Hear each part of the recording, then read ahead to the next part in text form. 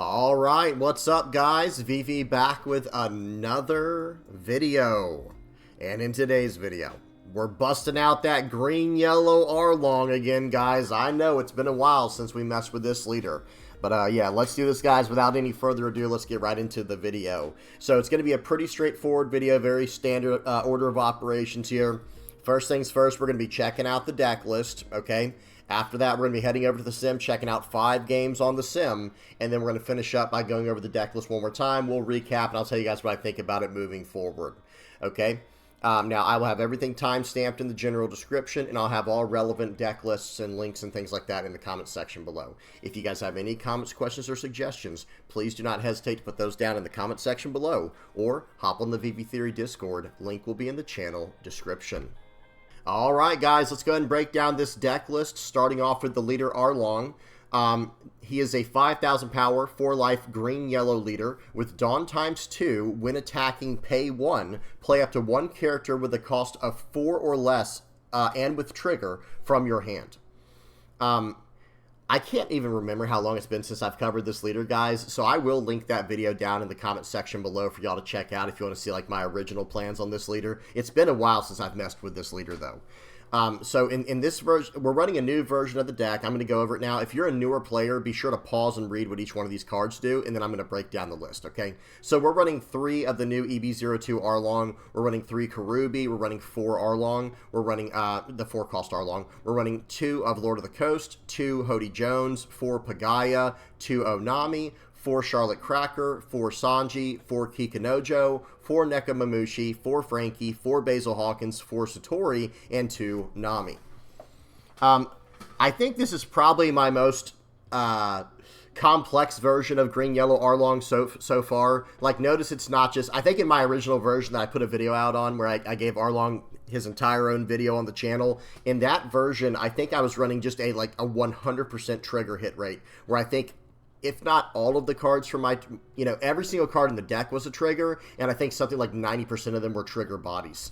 This version is a little bit different. It's a little more complex, a little more complicated, like I was just saying. So, let me break it down real quick. Okay, we now have access to this new Arlong from EB02, right? And this Arlong actually gives the leader Arlong, the deck Arlong, a little more options, where we can play in a little bit more of a controlling way, where we can lock down our opponent's characters for a turn, okay? We already had access to this Arlong from OP06, and this can lock down leader attacks. This was actually an incredible card in the deck because it allowed us to lock down our leader's attacks early on, after they got their first attack in, and now that let us spread out on the board very wide, and it allowed us to get tempo in that way and get control of the game and control the board in that way. And it's a 6,000 power character that we're playing out kind of for free with our leader effect while still swinging for 7. So it's almost like in this deck, we're playing this Arlong out for 1, right? Because we're swinging for 7 with our leader by attaching 2 Dawn for the leader effect, and then we're swinging for 7, and then paying 1, and playing this character out from our hand, and then we're trashing a card, and now if their leader was sideways, then okay, they're locked down. Okay, but now we have access to this 3-cost Arlong as well, with even more control elements now. And then in OP11, we got access to Lord of the Coast. I am a big fan of this card, guys. I think it will pop up in 1 or 2 of the games today. But just being able to lock down a character now as well, okay, that can go a long way, right? That can really help us out. And notice this, up to 1 of your opponent's rested characters will not become active in your opponent's next refresh phase. Okay, notice there's not a cost associated, so it can just lock down anything. Now, Arlong makes it where a cost 5 or lower character cannot become rested, so, that can only hit a 5 cost and lower. Whereas this Lord of the Coast, if they're sideways, if they're rested, we can just lock it down until next turn, right? And the Karubi for 4, we can also, use this as well to combo with Lord of the Coast to rest down one of their big characters if we need an extra turn to set up, okay? And technically, there is some potential, there is some idea where on a 10 Dawn turn, we do have the combo now where we can play out Hody Jones for 7, locking down a character and a Dawn or something like that, and then we can use our Arlong leader effect to a swing in for 7, just to attack for 7 and cheat out Lord of the Coast to lock down whatever we just tap down with the Hody Jones. So there is some combination going on there. There is, a little bit of a combo, and it could be very strong. We might have to explore that more in the future. Now, we are running Pagaya. One thing that this deck was lacking early on was a 1 or 2 cost character to play out early on. And Pagaya, I think, is our best option. I don't love the card. Let me say that right now. It's not like my favorite card or anything like that, but it is technically a nice 1 cost character we can play right away. It has a 1k counter, and then look at that once per turn, guys. When a trigger activates, this is once per turn, so on your turn or your opponent's turn. Once per turn, when a trigger activates, draw 2 cards and trash 2 cards from your hand. Well, as it just so happens, guys, we have access to what? Let me see, 2 plus 4 is 6, plus 3 is 9. We have 41 triggers in this deck. So we have a lot of ways to trigger it on our opponent's turn when they attack in and we get our triggers. But then even if our opponent has a trigger, we could potentially get some value from the Pagaya then as well. Okay, so this is just, it's probably the best 1 cost option we have currently for green-yellow Arlong. It's really not too bad. We're still running a bunch of utility stuff in here as well. Some people would consider Lord of the Coast and Hody Jones utility for this deck, because Hody Jones is meant to be our card that just ends games, right? But we're still running the O-Nami, the 2-cost O-Nami, and the 5-cost Nami. Nami is just good right now. I don't know how else to say it. I'm even considering dropping down this O-Nami out of the deck and just going to 4 Namis. But I like having access to Banish. But the 5-cost Nami is just really strong right now. Being able to hit a 5-cost or lower target it's a big deal right now, guys. It's a big deal, and we have it on the trigger as well, right? We can play it out. We can on-play this. Now, understand, guys, there are 2 trigger characters in the deck we cannot play off of our leader effect. It is Satori and it is Nami. Okay, so just know that right away. We'll talk about the 2k counters in just a minute, but we cannot play Nami off of our leader's effect. However, we can still play it out for 5 and KO any character we need to on our opponent's side of the board early on, for the most part. Okay, O-Nami's still fine, getting banished, and then the trigger can KO a 5 or less as well. The card still has, like, its merits, or however you want to say that. It's not a bad card. It's not a bad card at all. I'm only running 2 of them, though, and I'm considering, going up to 4 Namis, like I was saying, because I think this card has a little bit more utility in the current format. Okay?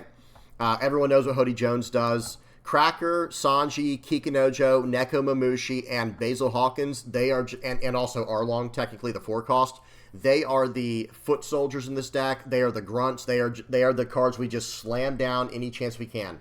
If you can get the trigger, you play it, and if it's in your hand early on, when you have 3 or 4 Dawn, like right on turn 2, you attack in and slam these characters down.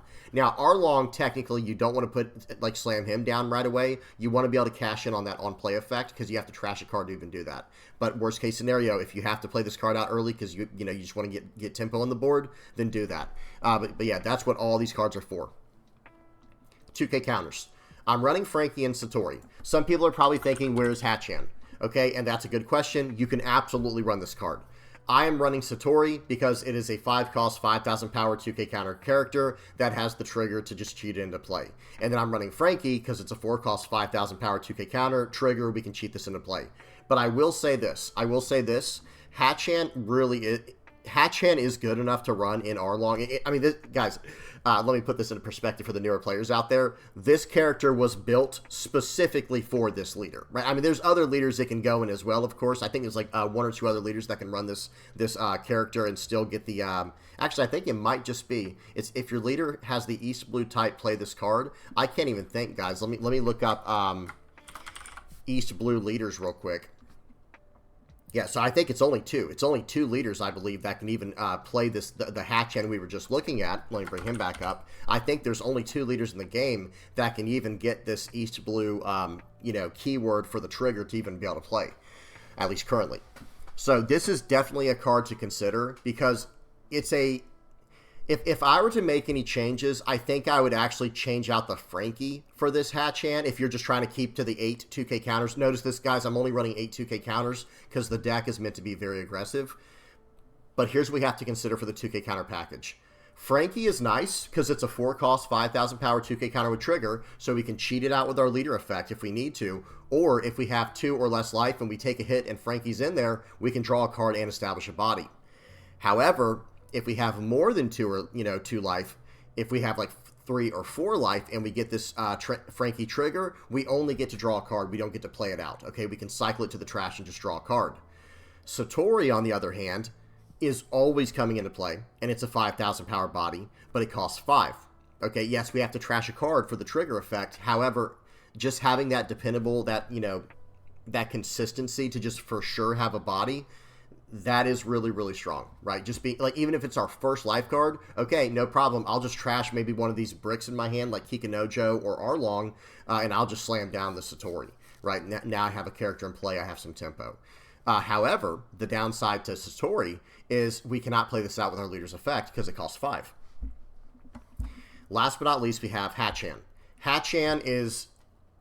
it has everything except 5,000 power, guys. This card, I think if it was printed like in, you know, in today's game state, this would be a 4-cost 5,000 power character with a 2k counter with that exact same trigger.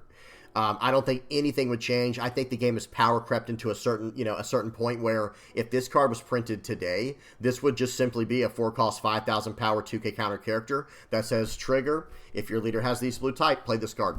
But unfortunately, it is just a 4,000 power character, and that hurts my evaluation of this card because every single point of power counts in the end game. So if I have to, you know, start doing the math and I'm 1k off, and it's because of this card, that will frustrate me a little bit because there's a few other cards that we kind of have to run in here, like Karubi and Arlong. We pretty much have to run these cards, and notice I'm only running 2 of them or 3 of each, right?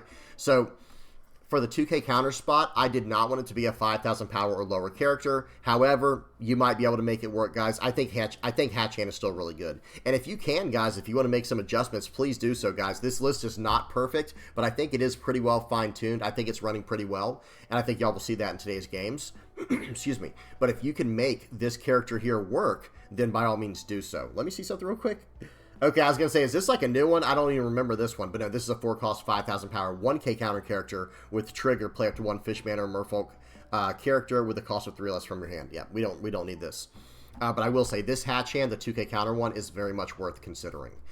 You can replace the Frankie with it, so that way you have a Satori and a Hachan, so it's a 100% hit rate for those 8 cards. Or you can replace the Satori, so that way you have 2 4-cost 2k counters that you can always cheat out with your leader effect if you don't have any better option.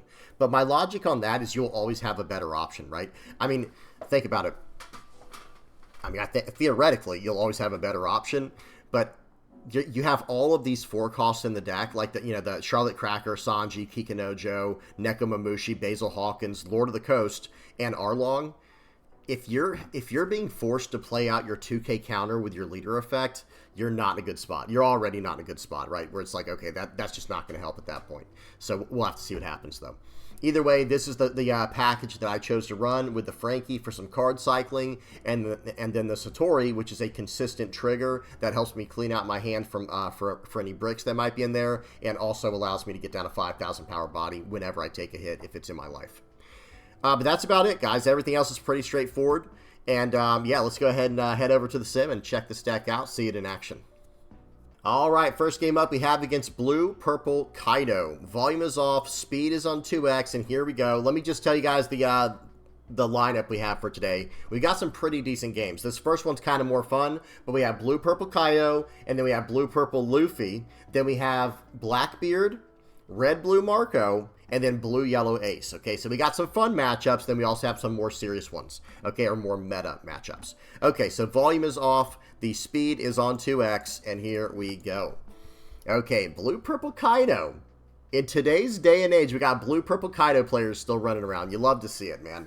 That was a really cool looking leader. It's too bad it didn't get the support it really needed to pop off. Okay, so we went first, and we go turn 1 Pagaya, and they play out a Who's Who, and then they attach it on to their leader. And we, oh, by the way, one thing I should have mentioned before, guys, we always want to go first, okay? We're going to swing in for 7. We don't have the greatest targets from our hand to play out, so we're just going to play out the Sanji. You know, that's our best option in this situation. We don't want to use our Arlong yet, because we want to use that next turn to lock down their leader if needed.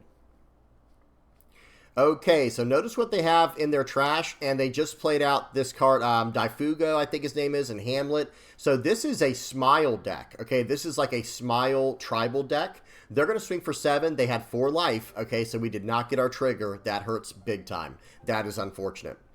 Okay, so here we go. I think we're actually just going to play out the 3-cost Arlong here to attach a Dawn to our leader and lock down their Daifugo where they cannot attack next turn. We're going to swing for 5. We're going to swing for 7, cheating out the Kikinojo, and now our board is becoming very, very strong.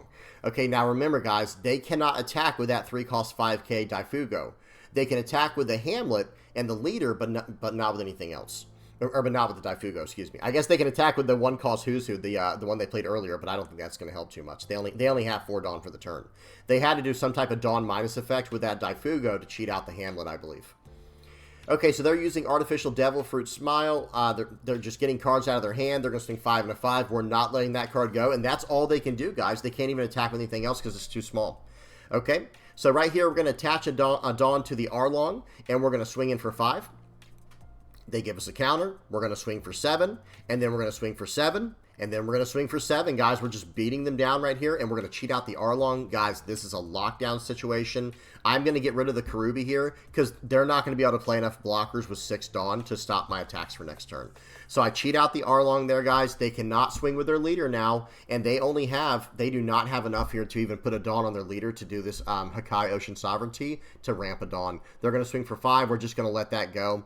And then they're going to swing for that. And guys, I let that card go because there's just no way they can win. We swing for 7. They don't have any counter in hand. Even if they had somehow gotten out of the 7, they'd have 2 cards left in hand. I just swing for 9 with my leader. And that's good game because they don't have any kind of blocker. Okay, good game to my opponent. Let's move on to the next one. So that was versus Blue-Purple Kaido. Now we got a game versus Blue-Purple Luffy. Okay, volume is off. Speed is on 2x. And here we go. Here we go, guys. Here we go. All right, so they got to go first as well. We always want to go first. Like I said, they took that away from us. That's really unfortunate. They're going to swing for 6. We take it. We do get a trigger. We're going to trash the Neko Mamushi and play out the Sanji. They get a Zoro Juro. That's going to mess up my turn. I now have to play out this Arlong just to lock down their Zoro, and I'm going to swing in for 7. I could have swung for 6 and then 6, but I'd rather start getting the 2k counters out of hand and keeping my characters active. So they can't swing in with Zoro Juro. They can't start ramping Dawn. We're in a good spot. We get a Neko Mamushi. They have 2 Dawn left for the turn. Let's see what they choose to do with it. Okay, the answer is nothing. So in this situation right here, I think we just have to get rid of this Zoro Juro, guys. I don't want this Zoro Juro on the board. I think I could have done things a little bit differently here, but I swing for 6. They get a Thunder Bagua to ramp a Dawn. Of course they do. And then we play out the Nami here. We get rid of the Zoro, so now they can't ramp anymore. And now we, okay, now it's their turn. They swing in. We get another trigger. Now it's time to lay on the damage. It is time to bring the heat. We're going to swing 5 times this turn. Actually, probably 4 6s and a 7.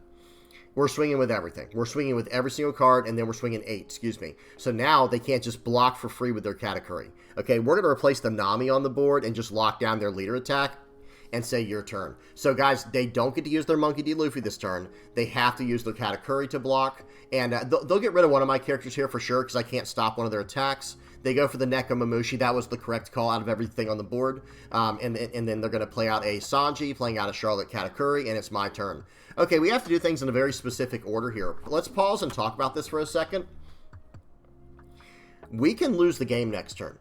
Okay, so we have to really consider that. If they have a Gravity Blade Raging Tiger, we can lose the game, even with blockers. So we have to kind of just hope for the best here, hoping they don't have a Gravity Blade or that we can eat up enough of these attackers. So we're going to swing for 8, 8, 8 in this situation, and with our leader effect, we're going to cheat out a blocker, so that way we have 1 life and 3 blockers. I think it's our best chance in this situation here. Okay, so we swing in for 8. We'll see what happens. Cheating out the Sanji. They take it, okay. Well, now we're going to swing for 8 with the Arlong. Again, this is 2k over. I would expect a gear 2 here, maybe. Okay, they block in 2k, and now we're swinging in for 8 more. Okay, we probably could have swung for 6, 6, 7 or something like that if we needed to, or just 7s across the board. Might have even been more aggressive. It might have won us the game, but they had a Dawn active. I didn't want to chance it. They swing in, we take it. Nice. Look what our last card is, guys. Our last card is a Hody Jones. They have a blocker. They have a Dawn active, but guess what?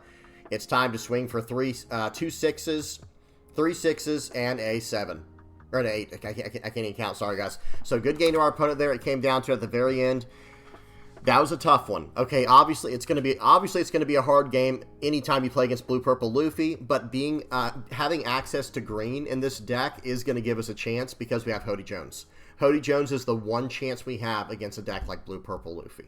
Okay, all right, let's move on to the next one. Good game. All right, next up we have a game versus Blackbeard. Volume is off, speed is on 2x, and here we go.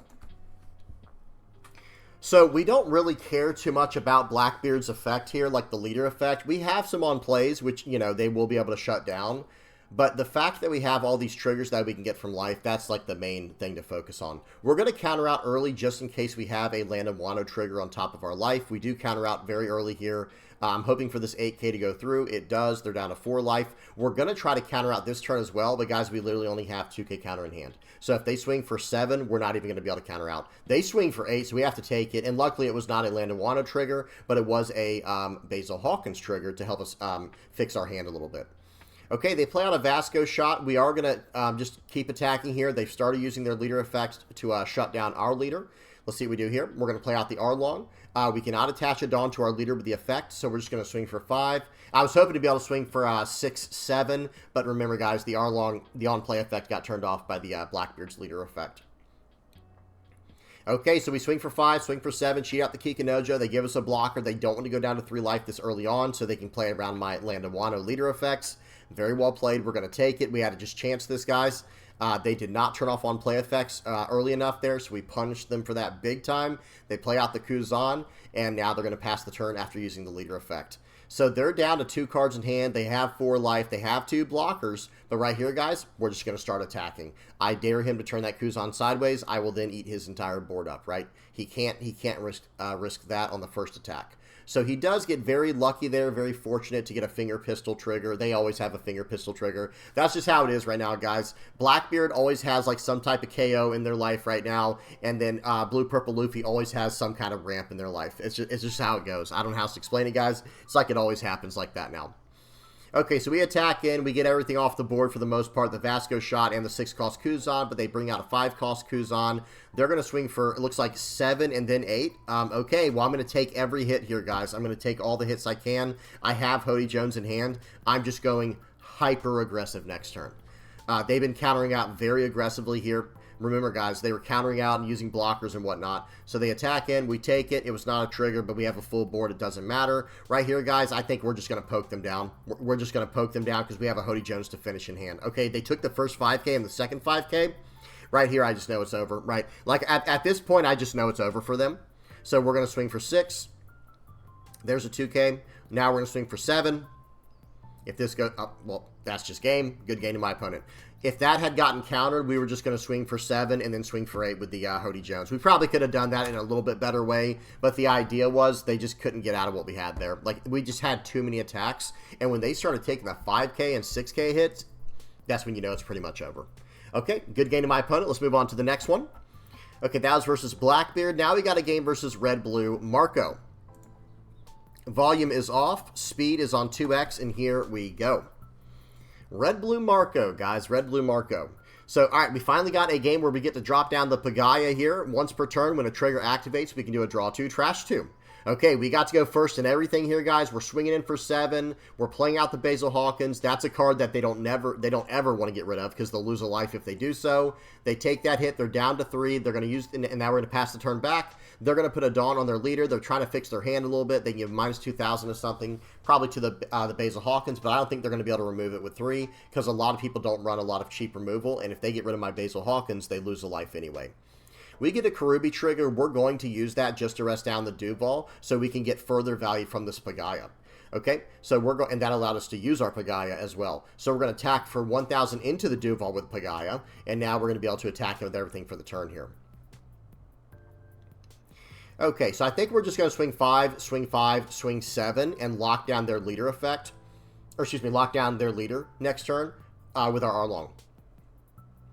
Here we go, swinging in for 7, cheating out the Arlong, trashing a brick in my hand, the Kikinojo, just to lock down their leader effect, their leader attack for next turn. So now their leader cannot attack here from that character's effect. That is, guys, that is absolutely devastating early on like this. I mean, they only have 6 Dawn, their board's gone, and look at our board. What are they supposed to do in this situation? It's really nice to see these elements of control built into this green-yellow Arlong deck. It adds another level, like layer of complexity to it. I do really enjoy that.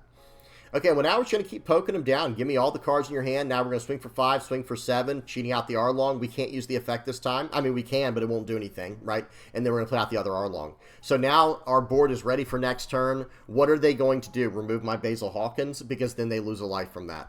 They're going to play out a Edward Newgate. This will let them use their leader effect and get rid of one of my 4-cost Arlongs. not bad. But at the same time, they're down to 1 life, and if they attack into me, I'm getting a trigger body onto the board, potentially. Okay, let's see what they choose to do here, guys. Remember, this is in 2x speed. My opponent's just trying to consider, he's trying to weigh his options here. Like, okay, I guess I have to swing, but where am I swinging? Into the Basil Hawkins where I lose a life, or into my opponent's face where they can get a trigger body? We get a trigger body. They just tap out. So, guys, next turn we were going to untap and go to 9 Dawn. So we could have swung 7 with Basil Hawkins here, 7 with Arlong, 7 with Satori. That's only 5 Dawn. And then we get to swing for 9 with our leader. And that's assuming he did not attack in again. Guys, if he attacks into our Basil Hawkins, they just lose a life. And then if they attack into my leader, I get another trigger. Look at the top card of my life, guys. It's a Charlotte Cracker. Okay, good game to my opponent, but right there we basically had them in a checkmate. Now they needed that next card in their deck there, guys. That's the card they needed, was that Gravity Blade Raging Tiger, but it might have been too little too late, guys. I don't know if they'd have been able to get out of it from here. Either way, good game to my opponent. Let's move on to the next one. We got one more game here, guys. We got a game versus Blue Yellow Ace, and let's volumes off. Speed is on 2x. Here we go. Buckle up, guys. This game was a real banger. Okay, this was a really fun game here. Now, this Blue-Yellow Ace that we're going against, they are running the Goa Kingdom version. Not my favorite version, but after seeing this game, I started thinking like, maybe they're on to something. Hey, maybe this guy's on to something. I don't know. All right, so guys, really aggressive start here. Really aggressive start. I attack in last turn, cheating out the Kikinojo. They attack in, I get a Satori trigger, and now they have a 5-cost Luffy on their board. They did that with their leader effect, cheating it out with the 2-cost Luffy. Okay, now we're on a 5 Dawn turn. What are we going to do here? We're going to start off with a 7k poke from our Kikinojo. A little bit of chip damage here, knocking out some cards from their hand. Now watch this. That Arlong allows me to make it where that Luffy cannot attack this next turn here, right? It allows me to make it where a character that costs 5 or less cannot rest until the next turn, okay? So they can't even attack with that Luffy they played out. Okay, they're going to play out an Ace and the 2-cost Ace here. And one thing about the Goa Kingdom version of Blue-Yellow Ace is it's all about weathering the storm. It's a very aggressive deck. So if you can weather the storm early on, you should be fine for the late game. Okay, so right here we got some decisions to make. We have another Arlong and we have a Lord of the Coast. Okay, watch this. Right here we can do some things. I think we're going to decide to go 7k with Satori into their leader, into their Ace and see what they want to do. We're going to play out the Arlong here. And now we're going to, notice I'm doing a little bit of math here. Okay, so we played out the Arlong, locking down the Luffy. Again, that Luffy is not going to be able to attack next turn either. We swing 7 into the Ace. They give me a 1k counter. Now I'm going to swing for 7 into their leader and lock down their Ace. Okay, so let's see what they choose to do now. They give me a 2k counter. Their hand size is getting very small. And if they don't have any more of the 2-cost Goa Kingdom, characters, they're going to start... they're going to be in trouble here in a minute if they don't have any more of those. So they do gain a life with the Hiyori. They're going to go 9 into 5. We're just going to let that go. We can't really defend that. I mean, we could have, but it wouldn't have been worth it. Now we get to make some attacks into their Portgas the Ace. They only have 3 cards left in hand. By the way, if they don't take a life card here, guys, if we don't attack into them and force them to take a life, guess what happens? They can't even use their 5-cost Luffy's on play effect, or excuse me, activate main effect. So we're going to tap down the Luffy. We're swinging 7 into 7 here. And now we're going to go 6 into 6. And we're just going to keep eating these cards up from their hand. Okay, so that's gone. Now we're going to go we're going to go 9 into 7 here. This would take both cards from their hand. They don't have it. Okay, so they draw for the turn here. That's a pretty good card to get there, guys. That 5-cost 6k blocker Nami, they just fixed their hand up and the top of their deck however they needed. So now they're going to get to swing for 7. Where are they going to go? I think they need to go for my life, but they make a mistake here and they go for the board. I'm like, okay, sure, I'll just save that character. You got it. 9 into 5. Perfect. Now I have 1 extra turn to set up, right? The trick about playing Blue-Yellow Ace, guys, is knowing when to go for the board and knowing when to go for face, okay? I can't get out of these 9k attacks every time. It's not going to happen, and I can give up characters all day. So I'm going to swing 7 into 7. They get the Satori. We had a feeling they were going to do that. That's fine. We're going to go 7 into 7 more, and now we're going to go 8 into 7, and we're going to cheat out the Arlong, locking down their leader attack, trashing the Nekomamushi. Guys, do y'all see what's going on here? I mean, we are just locking them down. Now, this does look like a scary turn. If they chose to go all in here, we would have been able to get out because we can get out of a 9k attack in our hand, and they only have 3 attacks on the board here. They can't attack with their leader. They play out Portgost the Ace for the turn. This is a great turn for them to clean up. I think they should go, yep, 8 into 4. Perfect. I'm going to let that go every time. And now I probably would go 6 into 4 with my Nami. I would actually consider going 6 into 4 with my Nami there, guys. But that's okay. They're trying to play a little more defensively, and they might be in a tough situation here. Okay, we do have a Lord of the Coast. We do have a Lord of the Coast here. We're going to go 5 into 5. And now they let that go. They did not. I expected them to use a 6K block. So, guys, I was hoping they were going to use a 6K block, so I have something locked down. There we go. Thank you very much. So now we're going to get to swing in with other things here. Okay. And let's see. It looks like I'm going to swing for, I think I have to go 8 and then 9. So I think I'm going to go 8 with the character Arlong, so just 2 on the character, and then 9 with my leader. I'm coming in for 8 here. Let's see what they choose to do. Watch this. They actually use one of their blockers here, and I think they use a 1-cost room event. Watch this. Room for 1. They stand it up. That was a 3K, and they stand up the Nami for whatever reason. I don't know. I have no idea. I feel like the Ace is the one you want to keep on the board just because it's a blue-yellow Ace deck. Maybe there's some interaction I'm not thinking of. Whatever. We end up locking down the Ace. We were just going to lock down one of those characters, okay? We smash in. They take the final hit. We've locked down their Ace. We have 2 life, and they only have 3 relevant attacks. And we have a 2K, 2K, 1K in hand, and then whatever's in our triggers. So they have to be very careful how they do this turn. Okay, they start off with a Nami. Okay. So now I'm starting to think, okay, if they don't gain a life this turn, they might be in a lot of trouble. Like, if they don't gain a life or go to 7K this turn, they're probably going to be in a lot of trouble. Even with all those blockers, it just won't matter. Okay, so I get out of the first attack. I let one attack go, and then I counter out of the next one. Now they're going to go 4 into 4. I'm countering out. I'm saying, go ahead, attack in. Okay, you got that guy? Well, you only have 1 blocker now. You have 3 cards in hand. I have 3 attacks, and you only have 1 blocker. 7's coming in. That's 2 cards from hand. Okay, well, now it's 2 more 7s. Good gain to my opponent. Got him in a checkmate at the end there. And notice we didn't really have much coming out of life here. We had a 1K counter and a 1K counter, no triggers. So it was a situation where I think they should have more aggressively gone into the board, especially when they were like a 7,000 power leader or whatever it was. Like, I think they should have been a little bit more aggressively in going into our leader as opposed to the board. But either way, you know, I don't know what's in my opponent's hand, so they might have been making the right call the entire time. I like how defensively they played. Up until the very end, they weren't defensive anymore, right? That's where things got a little bit out of hand. Maybe they should have just kept all their blockers up just so they could counter out of attacks, even if they lose the blockers. Oh, well. But who knows? Either way, good game to my opponent. Always good to see some blue-yellow Ace on the sim. All right, let's check out the deck list one more time here, guys. Hatchan, like I said, this is a great card to include into the deck. I'm also not running Buggy because I just don't like the card, guys. I'm not going to lie. I don't think it's a bad card, but it's just not something I'm trying to play with this leader. There's a thing about double attack in the game of One Piece. If you double attack someone early on, you basically say, hey, I'm going to attack into you, and while you're going to go down 2 life, you get to draw 2 extra cards and have access to 2 potential triggers as well, right? And I'm not a huge fan of that early on. Now, I will say this is a 4-cost 6K body. That does make it worth considering, but at the same time, I just haven't really been caring much for this card. If you guys like it and you're having a lot of success with it, by all means, keep running it. But I think I would have to rearrange this deck a little bit and go more of like a double attack banish vibe if that's what I was trying to do, because otherwise I'm just not a huge fan of it. Okay, here's a random Buggy that I just can't even remember. 3-cost 5K. This character cannot be killed in battle with by slash attribute cards. Very nice. So everything else I will say, though, guys, the deck is performing very well.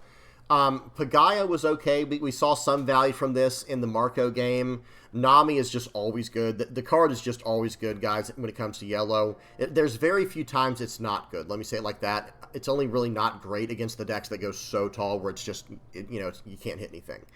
But either way, it's still a 1K counter. It's a trigger. It's whatever. Nami was fine, even though we didn't really see this in action at all. This card's still fine as utility in the deck. But I will say, I think I want to go up to 4 of these 3-cost Arlongs and probably 4 Karubi and maybe 4 Lord of the Coast. And if I were to do that, it would probably be at the cost of going -2 Onami, and then maybe -2 something else to go +2 of the Lord of the Coast. Because I was really, really enjoying this ability to lock down their board. This Arlong was locking down attacks and blockers. This Karubi just taps down whatever we need to. For 4 Dawn, guys, really for 3, because we can just swing for 7 and pay 1 and cheat this card out if we need to. We can shut down any blocker in the game. Just tap down their blocker. Hody Jones, incredible. We already know what this card does. Don't need to talk about this. And then Lord of the Coast, like Arlong as well. The 4-cost Arlong, locking down their leader whenever they attack with it for a turn. That is so strong. And it's a 6k body. Remember, guys, with our leader effect, we're playing this for 1. We're swinging for 7 and playing it for 1. And then last but not least, this Lord of the Coast card. Really, really good stuff here. Really, really good stuff here. A card we might want to consider going forward would be the card we just saw in action, the 1-cost Room event. Let me see if that is accessible for us. So if you have 1 or less life, give up to one of your leader or characters plus 3,000 power for this battle, then set up to one of your 5-cost or lower characters as active. So that's kind of interesting. Maybe we can use this later in the game, and it also has a trigger to draw a card, so it's not even dead in that regard. We can even draw with it if we need to from the trigger, or use it with our Nami's effect. But we could save our characters with a card like this early on. Maybe it's worth running, or at least worth considering. We'll have to see. But that's about it, guys. Tell me what y'all thought in the comment section below. We're running pretty much everything in here that I wanted to, and that we weren't running some of the cards that some people are running that I don't really care for. Like I said, I just don't care for this buggy card, guys. If you get value from it, you should run it. Same idea with Hatchand, the 2k counter. If you want to run this card and you think you can get value from it, run the card, right? Absolutely. Nothing wrong with that. No problems there. I used to run this card Chew, and I think this is a great card. I did miss this card a few times. I'm not going to lie. There were a few times I actually was thinking, okay, if I could just KO one of these cards, that could help me out. But then again, it was more or less against the last deck we saw, the Blue-Yellow Ace deck, and those were 5-cost characters. So maybe not, guys. If this was like a 4-cost that KO'd a 5 or less, then I think it would be fine. Even if they took off the counter at that point and made it into a 4-cost 3k with no counter, and then on play KO arrested 5 or less, then I think this card would be great, and keep the trigger, of course. Then I think we could probably run it. But other than that, though, it's just, I don't think this card's quite as good in the current meta as it used to be when I was originally playing this deck and running it. That's about it, guys. That's about it. There's a lot of other triggers to consider. We're not running Smoothie. If you want more consistency, you can always add a card like Smoothie to the deck. Because this is a consistent trigger, right? No matter what, you just discard a card and you play this card. So that's an option. We are a dual-colored leader, so going forward, we might have access to the new, there's a new 2k counter, Baby 5 coming out. This one here in OP12. So this is another option we could have for the 2k counter spot. It's a 4-cost 5k with a 2k counter, so we can cheat it out with our leader effect, but it's not a trigger body. Instead, it's a trigger if your leader is multicolored, draw 2 cards. So who knows, if you do like having the Frankie cycling and stuff like that from life, maybe maybe we start running this with Frankie, like run 4 Frankie, and then instead of Satori, run 4 Baby 5. I don't know. You tell me what you guys think in the comment section below. But we do have some other options here is all I'm trying to say. We have a lot of other options for cards we can play in this deck, but I think we do really want to stick to the trigger theme mainly. Because let me say like this, just to kind of wrap up, the main thing I'm going for with this deck is I wanted a certain aspect of control built in here, right? So like a third of the deck kind of has this control element where it's like locking stuff down with your Arlongs, your Karubi, your Lord of the Coast, your Hody Jones, and your KO.